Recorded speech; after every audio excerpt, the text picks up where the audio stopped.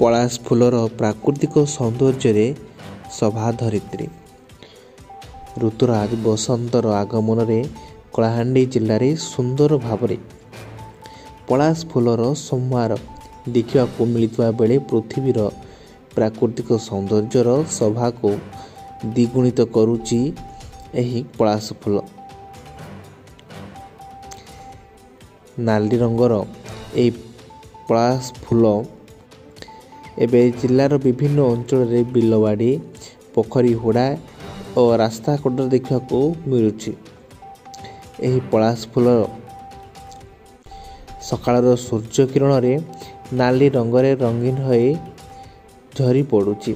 ପ୍ରକୃତିର ଅପୂର୍ବ ଦୃଶ୍ୟ। ଗାଁ ହିଡ଼, ଚାଷ ଜମି, ପୋଖରୀ ତୁଠ ସବୁଠି ଏବେ ପଳାଶ ଫୁଲର ସମ୍ଭାର।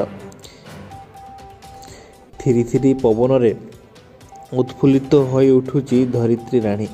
ଚାରିଆଡ଼େ ପକ୍ଷୀମାନଙ୍କ କିଚିରି ମିଚିରି ଶବ୍ଦ ସାଙ୍ଗକୁ ମନମତାଣିଆ ସ୍ୱର।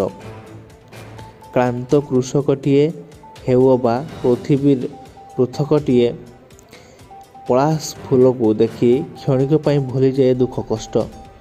ଭରିଦିଏ ମନରେ ଅସୁମାରୀ ଆନନ୍ଦ। ଖାଲି ସେତିକି ନୁହେଁ, ପ୍ରକୃତି ସହିତ ପରିବେଶର ପରିପୂରକ ଅପୂର୍ବ ମନୋରମ ଦୃଶ୍ୟକୁ ଦେଖି କେତେ କବି ଆତ୍ମହରା ହୋଇଛନ୍ତି ତ କେତେ ଭାବୁକ ହୋଇଛନ୍ତି ଭାବମୟ।